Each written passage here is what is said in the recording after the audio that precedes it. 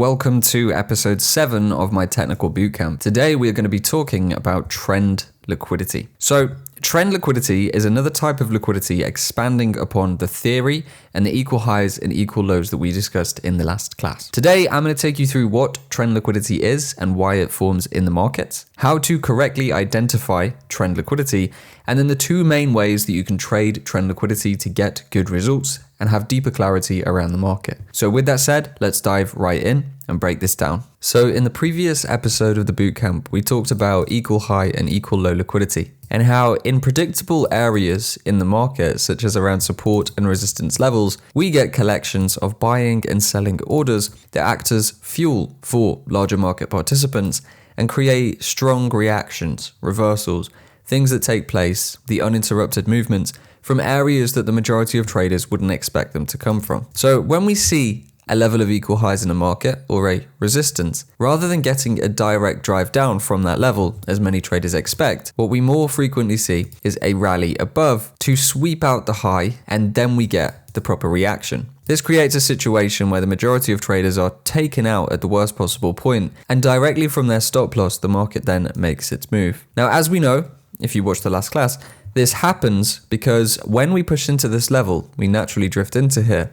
We have a massive amount of buying orders in the form of stop losses from sellers and buy stops from breakout traders being injected into the market at the same point. This huge injection of buy orders is then countered, allowing basically large participants who want to open exceptionally big trades to absorb all those orders and take the opposite side of the position, which creates the uninterrupted downward move. Everyone from here is out, the buying liquidity is used up, and we get that big drive to the downside. Now, this liquidity concept is used in more places than just equal high and equal low liquidity. The one we're going to talk through today is trend liquidity. So, as we know, liquidity runs around basic retail concepts and concepts that many traders are using to determine the direction of a market. Of course, support and resistance and that equal high, equal low theory is one of those. But another is the theory and the concept of trend lines. Now, a lot of people use trend lines, but when you finish this class, you're going to see why they really don't give us much good information at all about market directions. So to sum up what a trend line is, just like a support and resistance, it's basically an imaginary line.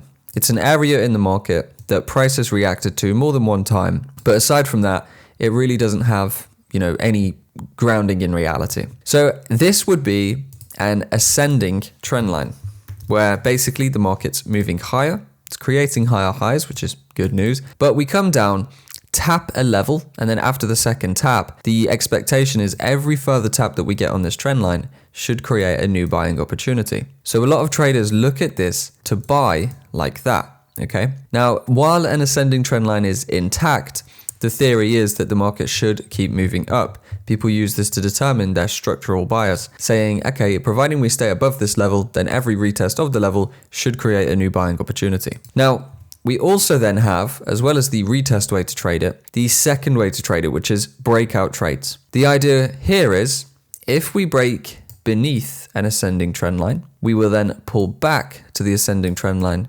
retest it from the other side, and then sell off from there. So it's kind of like a dynamic, diagonal support and resistance level, okay? It acts as support while price is above it, and the idea should be buying. But if it breaks, it acts as resistance while price is beneath it, and we should be looking to sell retests. This is how the majority of people trade trend lines. Now, you may see where I'm going with this. This creates a lot of liquidity. So we'll break down where this liquidity comes in, first of all, and then we'll talk about how we actually utilize this to take some good trades. Right, so if we know, one of the ways to trade this is going to be a retest trade, looking to buy when the market taps that level again. What are we going to have beneath this level? Well, we're going to have buy orders around here, which means we're going to have stop loss orders down here, okay? So a trade from the initial trader may look like this. That creates, inside of this area, beneath the trend line, liquidity. So we have stop losses in here. If we also are going to have traders who want to sell the breakout, so traders who are anticipating this move and then they want to sell into that, we will also have sell stops, okay? So now we've got stop losses and sell stops. All of these are selling orders waiting beneath this level. And as well as these, we will have manual execution sells, once the market has broken through this low, because there will be traders looking to sell the retest around there. So we have stop losses, we have sell stops, and we have market execution selling orders as well. So essentially, in this area, all we have is a massive amount of forced sell orders that if the market drives into this point, basically loads of sell orders will be forced into the market, okay? So that creates sell liquidity. Now, if we think about this from a structural perspective, which is the next important point to talk about, what we've got is actually an uptrend of higher highs and higher lows. And this is pretty much the format for almost every trend line you see. You will see that there is some trending structure behind it. However, the mistake that trendline traders make is to liken the trend line to actual structure. So they will see this structure, and instead of looking at it from the perspective of higher highs and higher lows, so instead of considering these points, and instead of considering the fact that each low is higher than the previous, they will simply base everything off of the trend line bounces. Now, because of this is where it really goes wrong. They will see this break here as a break in the trend. So if the trend line fails and the market price closes beneath it, they'll see that as a valid point to reverse. And this is really where we get to profit by taking the other side of their trades. Now, if you were to see this as a structural break, you probably know, if you've watched every episode of the Bootcamp, that this is actually going incredibly wrong. Why is that? Well, that is because in order to change the structure of a market, we have to break through a previously formed higher low to create a lower low, which actually then creates the structural reversal. And this is obviously more objective because we're looking at real price rather than a line that we've drawn on the chart like a trend line. So with the current trend that's going on here with these two higher highs and these higher lows, our valid higher low is this point here. Now, as you can see with the trend line break, we absolutely haven't broken through the higher low.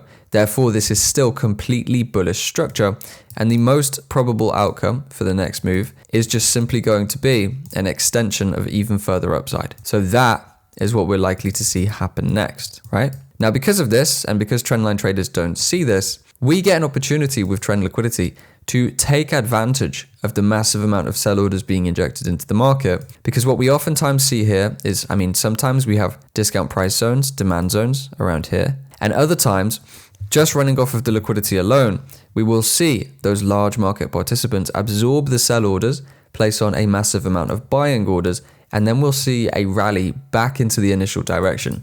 That, of course, from our perspective of using real raw price for market structure, makes complete sense and is just the market continuing its uptrend. But for trendline traders, this is a shock. So they think as soon as this level breaks, they need to sell. So we get huge numbers of selling orders that's absorbed by institutional buying, and then a huge rally takes place to break us again into a new high and continue the upward trend. So everyone who trades the trend line in these cases gets liquidated. But what we can do is set up our trading in a way that we can take advantage of the break here and actually execute inside of this range somewhere, providing the market stays maintained in an uptrend and profit from the upward move that follows. So that's the basics of how trend liquidity works. Now, let me quickly show you what the descending example looks like. This works in exactly the same way. Traders are looking to sell retests of the trend line, and if the trend line breaks, they are looking to place buy orders in the form of stop losses, so closing out their sell trades, and also in the form of buy stops and manual buys, buying the retest of this level. So again, exactly the same format. We break through this high. There is loads of buy liquidity pushed into the market. We realize as price action traders that structure has not broken and this completely remains bearish. Nothing has changed about the market whatsoever. So we can take advantage of the buy liquidity here and try to piggyback the large orders of institutional traders who are likely to drive the market down in force back into new lows, creating a new break of structure, profiting and setting you up with new opportunities. All right. So that is the format of trend liquidity. That's how it works and how it looks on the buy side and the sell side, and the theory behind how it happens. So we're going to head over to the charts now and look at an example or two of how this looks in real time. Sorry to interrupt, but I've got a quick note for you. So what you're learning here in the Technical Bootcamp is a necessary part of trading, but technical analysis alone is not sufficient to get you to where you want to go. Most traders don't actually get stuck because of what they see on the charts. Obviously, it helps a lot, but they get stuck because of habits, risk behavior, decision-making under pressure, and self-sabotage patterns that simply don't show up when you're looking at technical analysis on the charts themselves. They're things behind the scenes.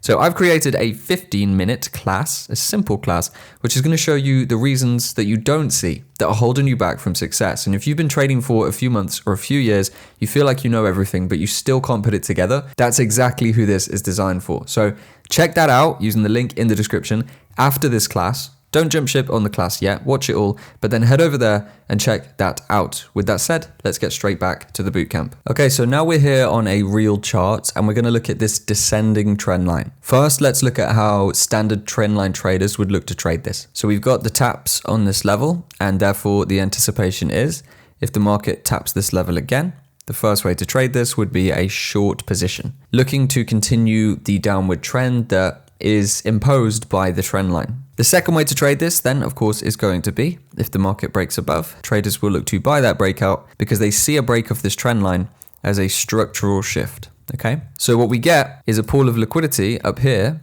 in the form of buy stops, manual buy executions, and stop losses for sell trades, which again are just buy orders. So up here we have lots of buy liquidity. So now if we take a look at how we would view this market based on a raw price action, structural kind of way of viewing things, we see this market is trading to the downside, creating lower lows and lower highs. And we just recently created a new lower low from this level. So we're breaking to the downside, the trend is intact, and we're pretty much in a position where if we stay underneath this lower high, we want to remain selling, okay? So this is the true structure point. And if we stay under this true structure point, the market remains bearish. And what we want to do under that level is continue to sell. So now let's take a look at where this coincides. Well, we have our collection of liquidity, which sits just above the trend line and just below the true structure point that would indicate an actual reversal. So this is like the perfect trap, the perfect storm for trendline traders. They're going to be drawn into trades on the sell side and the buy side around this level. And this sits just underneath the true structure point. So it makes complete sense that the market would liquidate that level and then trade into a new low. Now I'm going to add another thing into the picture here, which you've probably already seen if you've watched the entire bootcamp. And that is, of course, the premium price level or supply zone that sits here. Okay, so taking a look there, we have this last candle before the impulse that's going to act as a supply zone. And that coincides again with number one, it's under the true structure point. And number two, it's in the perfect pocket for a liquidation of the trend line. So for us, this becomes a very clean and simple setup where you'd be looking to sell here. You could have your stop over the true structure point and your target down into the low for a continuation of the trend, right? Everything here makes complete sense for the way that we'd want to approach this. Compare this with the retail approach. Obviously, we're retail traders too, okay? But the basic retail concepts approach essentially would be selling there, and then it would be buying here, right, if the market breaks above. So we've got the basic retail concept traders looking at these ideas, and then our raw price action focus is the central idea, looking at selling the supply zone, because, of course, we're at that point of liquidity. So obviously, in this example, you've seen that we've actually used all the other concepts to identify and formulate this trade. We've used imbalance, we've used structure, we've used supply and demand. But it was the trend line that initially formed this idea for us and actually allowed us to see the opportunity forming. So this is really what we use trendline liquidity for. In most cases, is simply identifying where opportunities can form. And then from the identification of a trend line, we can reverse engineer it into positions and see if anything like this stacks up, okay? So if we now run the market forward, we see we get a push above the high. In this case, we get the perfect trap for trendline traders because the market closed above with strength. So that's going to draw in those trendline buyers after stopping out trendline sellers. We'll see a lot of people stepping into the market on the buy side here. And then we get that counter liquidity absorption, people basically selling into the massive amount of new buy orders that have stepped into the market. And then we get that fast, uninterrupted selling move that we discussed that comes from points of liquidity. The reason this movement is so strong is because all of the liquidity is absorbed. Huge orders are placed up here. That creates a lot of selling pressure. There's not much demand left at this price point considering we're in a premium. And then we see supply take over the market and we run lower. So anyone short selling from the point we've just discussed, that point of liquidation, obviously is in a very good position. And that's the position that we can put ourselves in. So you can see there how trendline traders would get snapped up on the sell side and the buy side. That huge pocket of buy side liquidity is created and then countered, absorbed by sellers who drive the market down in force, okay? So that is an example, a very nice example of how we would trade using trend liquidity. Now, as well as what we've discussed already on using trend lines to basically reverse engineer trades out of it by trading in line with structure, they can also be used in one other way, and that is, again, like equal highs and equal lows, they act as a magnet for price. So if the market is trading, say at this level, underneath what we have as a clear piece of trend liquidity, and then even stronger if we have other factors that will lead us to want to buy a market, such as the imbalance in the supply zone above, well, if we have the idea that price may be drawn towards this supply for a sell, we can use this trend liquidity that we have here, this trend line, to basically back that idea with more confidence, okay? Knowing that these trend liquidity points act as a magnet for price. Now, why does liquidity act as a magnet? Well, as we said before, picture price as a hungry animal and liquidity as food. It's going to travel towards where that food, that fuel is for the next move, okay? So in this example, if we saw these internal bullish structural breaks, like this one here, this very strong impulse up, we could look at using the demand zone at the low, which is going to be this point just here, and we could wait for the market to return into there, and we could buy towards the target, knowing that at the minimum, really, we have high probability of coming into the trend liquidity there. So we have pretty much a very simple 3R trade, 3.5% trade locked in, and then of course we can extend it through towards our target. But this kind of, the trend liquidity we see here, the fact that this is here and prevalent in the market, gives us an indication that we're in a pretty good position to target towards this trend line at least, basically just giving us more confidence and clarity behind the trade that we're taking, all right? So by seeing the trend liquidity, we are seeing a magnet in the market that price will be drawn towards. And as you see, we get a trade here which runs us into that level. Now we do see that sharp reaction after taking the trend liquidity. In this example, due to the additional context of imbalance in supply, we do end up making it up towards the target before the sell-off. But even if you were just to target the trend liquidity, knowing that that is there with the 1-2 taps gives us good indication that this should at least be taken out now that the smaller structure is shifting this way, okay? So that creates some very simple setups for you, which of course can be used to extend trade ideas out. Again, just a confidence and clarity booster in this instance, as opposed to kind of reverse engineering full trades out of it. But by just simply spotting this in the market, you can start to break down the context surrounding it and find opportunities like this one. So to recap, trend liquidity then, there's quite a simple and short class in the bootcamp, but explains a lot in terms of this concept. If we have a descending trend line, for example, we don't see this as an opportunity for direct trades, but we do see this as an area where significant liquidity will be situated. So this area here, pretty much everywhere around this point, there's going to be people looking to sell this trend line with stops above the high, and there will be breakout traders looking to buy the market once the trend line breaks. So it creates a big pool of liquidity. In a descending trend line example like this, it creates buy liquidity. Buys in the form of stop losses and buy stops and manual execution buys. This area of liquidity then will obviously be countered and absorbed a lot of times by large institutional traders who are looking to sell the market short. So if we see a trend line like this, we can, number one, use this as an opportunity to target it if we have smaller internal structural shifts like the one noted. So because we know this is going to act as a magnet or a draw for price, buying from down here to target up here is absolutely not a bad idea at all, as long as we get that structural shift to confirm that opportunity. Then exiting the trade and seeing how the market reacts into this high can provide great opportunities for basically traps, allowing us to trade the market lower. Now, another point which I haven't really mentioned in this is, of course, if you've been trading trend lines and getting stopped out by what people call fake outs like this, now you know why, right? We went into this class judging that you didn't trade trend lines, giving you opportunities of how to trade the liquidity. But if you've traded the trend lines in the past and you've lost trades due to this, well, now you can see why that is happening and should be able to eliminate that from your trading and trade these trend lines in a different light, all right? So the main way to trade them is once we've identified them and they've been swept, we look for reversal trades against the sweep direction of the market. And of course, if we factor in the way that we trade with market structure, the raw price action approach, if we're looking at a market that is creating a continual downtrend of lower lows and lower highs, providing that the trend line sweep remains under a previous true structural high, like the one we've just marked, then we can continue selling because we know the market structure is still down, okay? On this net position, overall, the market's bearish.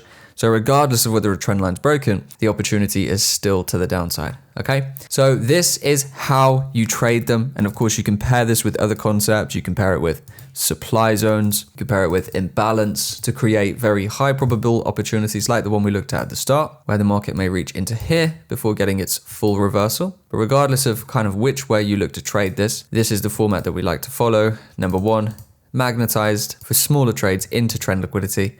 And number two, the core opportunity, selling from those points of interest once the liquidity has been swept. And works the same way for buy opportunities. We are just looking instead at higher high and higher low structure to create an uptrend, and then looking for liquidity sweeps of trend lines that do not break the significant overall structure. And in these cases, you can sell towards trend liquidity, and when it's swept, look for the opportunities to take the market back in the bullish direction of the overall trend. So that is trend liquidity. That's how it works. Put this to use in the markets. Go practice it. Remember, simulations, demo accounts, don't risk real money while you are learning. Go watch the trading diagnosis class in the link in the description. And I'll see you in the next episode of the Bootcamp.